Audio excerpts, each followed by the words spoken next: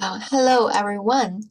My name is Youyang Qu and I am from Harbin, China, and the second affiliate hospital of Harbin Medical University, Department of Neurology.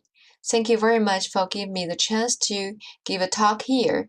And today we are going to take about 30 minutes to talk the central sleep disorders. I will begin my topic from next 4 points. First, let's see the introduction. The introduction of central sleep disorders. Well, in ICSD-3, there are several kinds of central sleep disorders, and because of time, we will focus on the central sleep apnea syndromes and central disorders of hypersomnolence.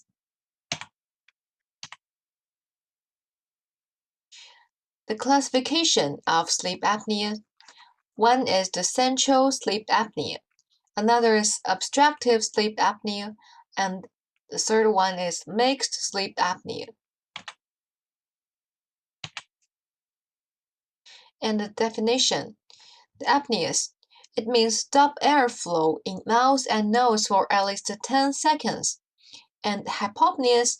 It means the respiratory airflow is reduced by more than 50% of the normal airflow intensity and is accompanied by a 4% decrease in oxygen saturation.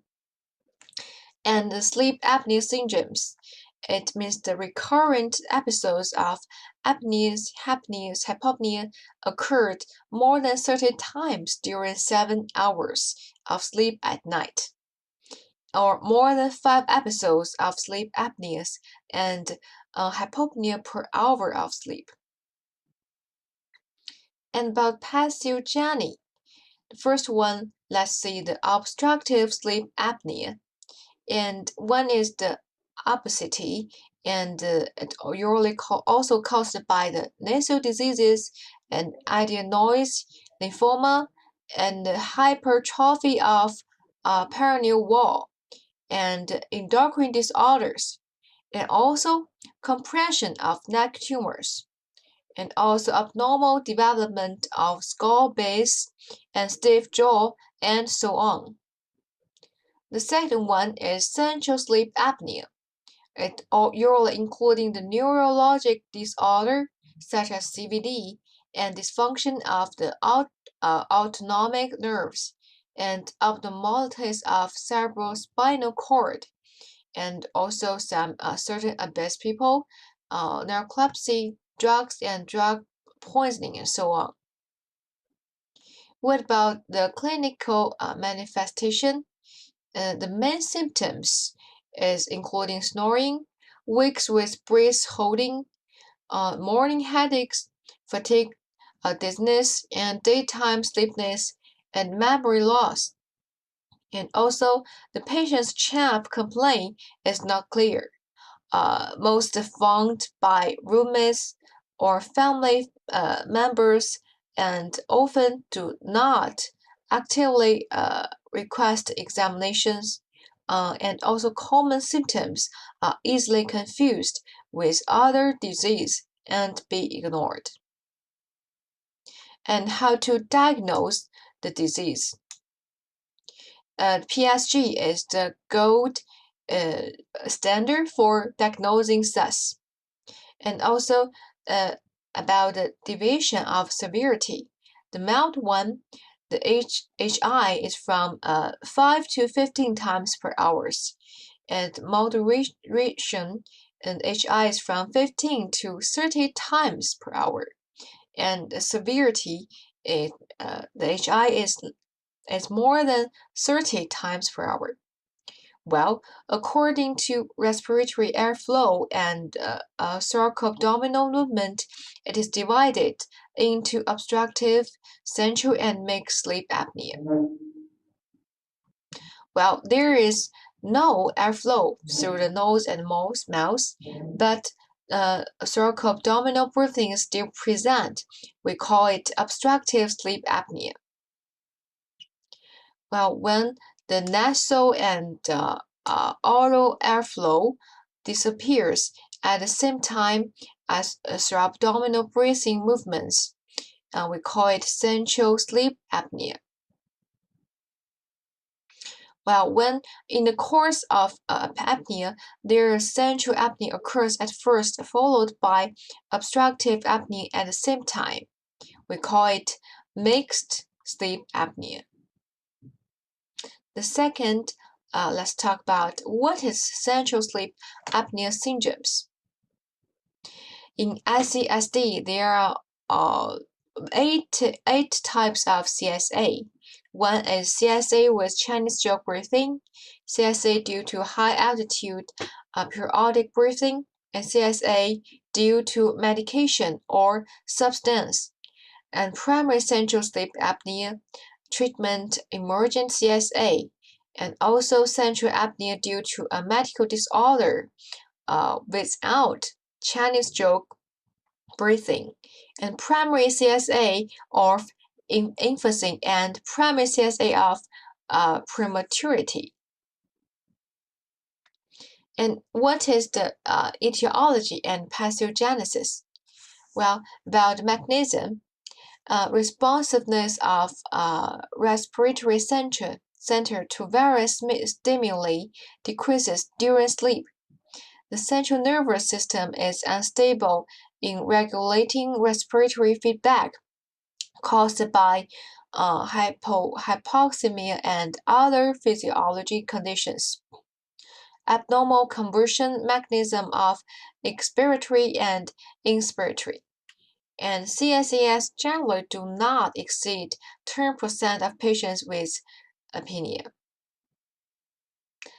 First, let's especially talk what is the central sleep apnea with Chinese stroke breathing. About the features, the breathing gradually weakens to the point of sensation and breathing gradually increases alternately, and the circle continues. The breathing rises and falls. The tidal breathing circle can be as long as 30 seconds to 2 minutes. The pause period can last 5 to 30 seconds. This is the point of differentiation from other types of central apnea. And how about the heart disease and the CSA and CSB? It occurs primarily in patients with left ventricular systolic dysfunction, but may also occur in patients with diastolic heart failure or neuromuscular disease. About neurological diseases and CSB and CSA, the CVA and neurodegenerative disorder are the first neurologic diseases associated with CSB. And incidence of CSB in the first few days of stroke can be as high as 30%, but the event gradually resolves. The studies in the months after stroke show that CSA is uncommon.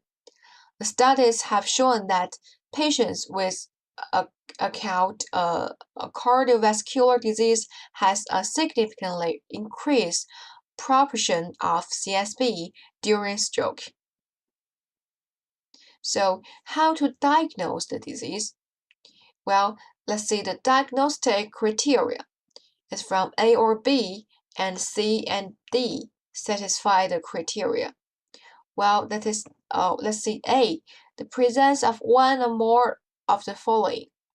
These 5 presences also the features of most of the central sleep apnea one. The first is the sleepiness, and second one is difficulty initiating or maintaining sleep, frequent awakings or non-restorative sleep. And third one is waking short of breath, and fourth one is snoring, and fifth one is the witness apneas. And B, the presence of atrial fibrillation, congestive heart failure, or a neurological disorder. And C, about PSG shows all of the following. One is 5 or more central apneas and or central hypopneas per hour of sleep, and the total number of central apneas and or central hypopneas is more than 50% of total number of apneas and hypopneas. And the pattern of ventilation meets criteria for Chinese stroke breathing. And D, the disorder is not better explained by another current sleep disorder, medication use, or substance use disorder. Okay, so what is the pathophysiology? The factors contributing to CSB include hyperventilatory drive, prolonged circle times, and a narrowing of difference between PaCO2 and AT during sleep. And patients with CSB in patients with chronic heart failure have lower daytime PaCO2 than those without CSB due to enhanced ventilatory drive. Hyperventilatory drive is due to increased sympathetic, tone, and pulmonary congestion stimulus receptors. Here, next let's see the PSG of CSA and CSB. The pattern of CSA and CSB respiration recording curve gradually rising and falling. Due to the prolonged cycle time, the SaO2 value is delayed for a long time after respiratory event. This is a patient with congestive heart failure with central apnea Chinese breathing stroke. Chinese stroke breathing, we can see the SpO2 value was delayed by 180 seconds and 30 seconds between two adjacent vertical lines. Here, let's talk about CSB associated with neurological diseases. The first one, stroke. The CSB is considered a classic consequence of extensive cerebrovascular accident and is usually detected immediately after stroke and decreases significantly and at 3 to 6 months after recovery. In Parkinsonism, the prevalence of sleep apnea in Parkinson's disease is between 20 to 66%. Most studies include a limited number of patients. About Alzheimer's disease, several studies have reported that prevalence of OSA in older people with dementia, particularly Alzheimer's disease. Well, how to treat the CSA with Chinese stroke breathing? When the optimal treatment of CSA and CSB patients remains controversial, the vast majority of clinicians will usually use ASV unless the patient is satisfied with the response to CPAP. If CPAP treatment is ineffective, the treatment of BPAP without standby frequency cannot be effective.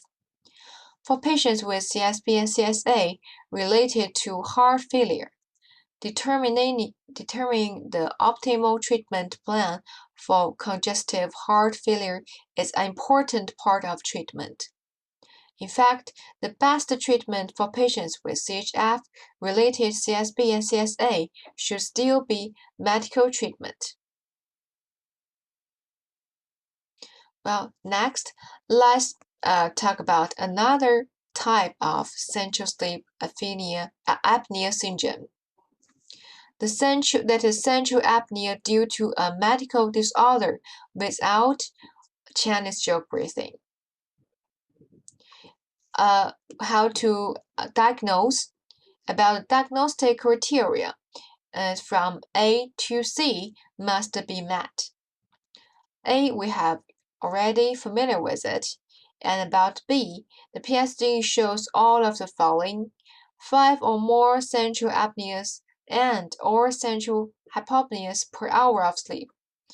And 2. The number of central apneas and or central hypopnea is more than 50% of the total number of apneas and hypopneas. 3. Absence of CSB. And also the C is the disorder occurs as a consequence of a medical or neurological disorder, but is not due to medication use or substance use.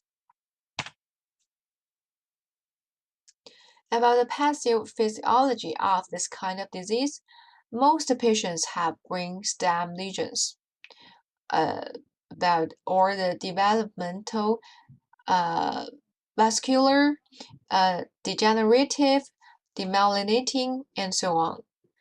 While change of chemoreceptor, abnormalize of ventilation control center, change of respiratory pattern generator of central nervous system, damage of central nervous system or spinal motor neuron disease, ALS, and motor nerve function injury, and so on.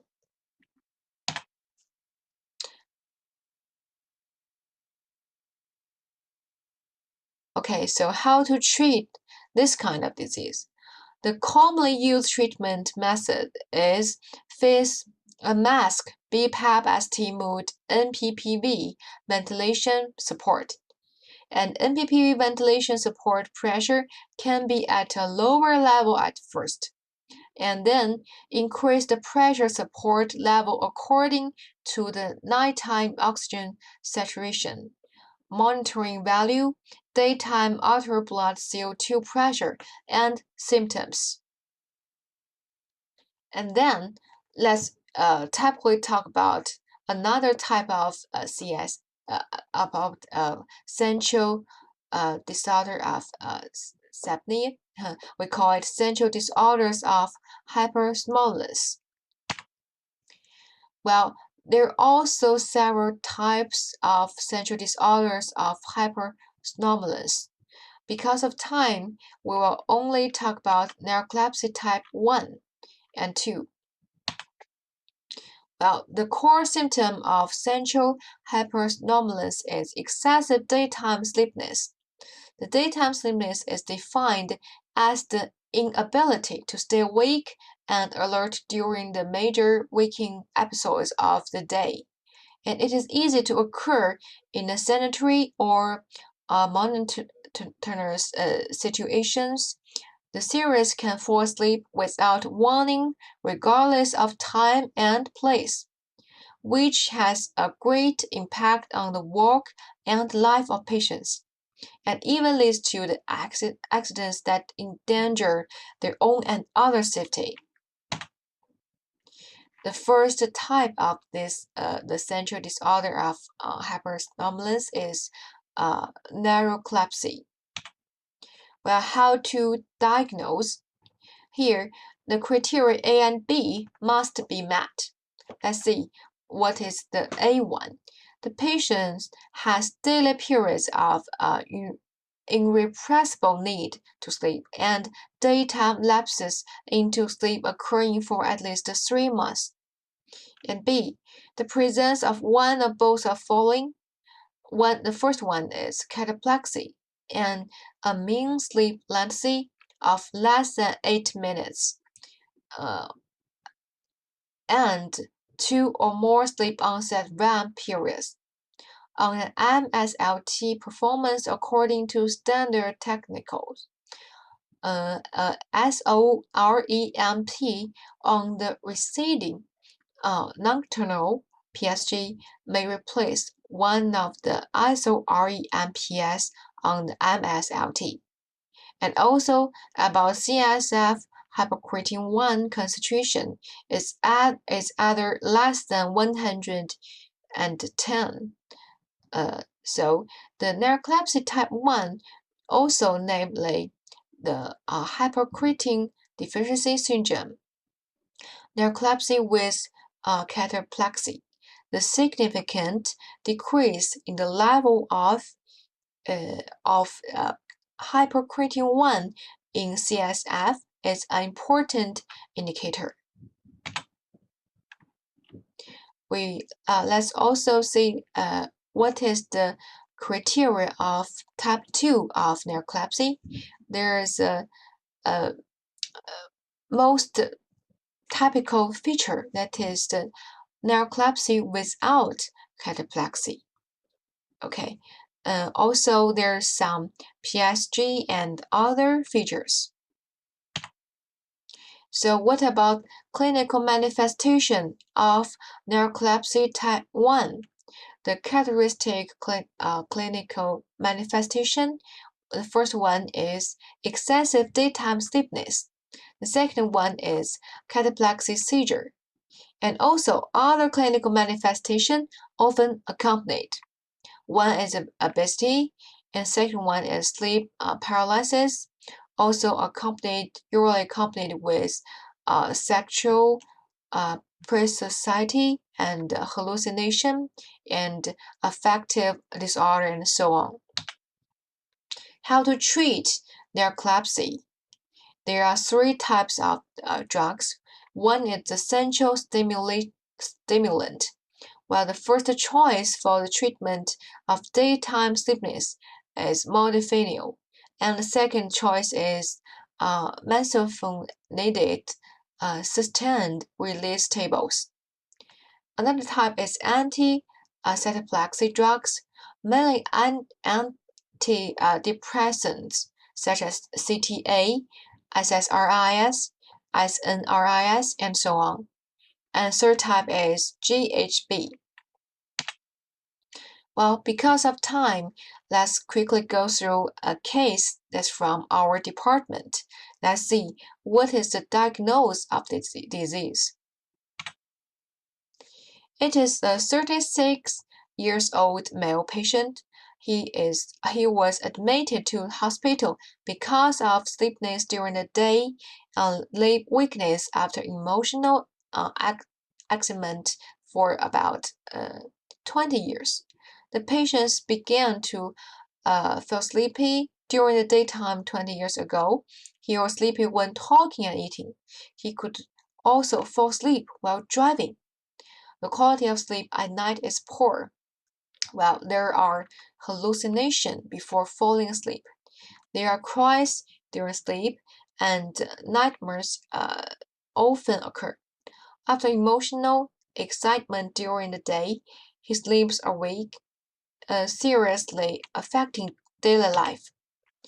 Well, the medical history, he's healthy in the past, and personal history and family history are not special, and there's no history of food and drug allergy, and neurological examination showed there's no positive signs. We got him had MRI scan. There's no obvious abnormalities. And we also gave him different kinds of scale. One is the Pittsburgh Sleep Quality Assessment. He got 4 points. That means sleep quality is acceptable. Also, the Epworth Sleepiness Scale. He got 30 points. That means excessive sleepiness. Next, we give him the PSG. Let's see what is the results. You can see the sleep efficiency is reduced, and the sleep latency is shortened about 2 minutes, while the number of awakings in sleep is increased and the waking time is prolonged, and the sleep structure is disordered. The proportion of phase 1 sleep increases. The phase 2 sleep decreases, and the proportion of deep sleep increases.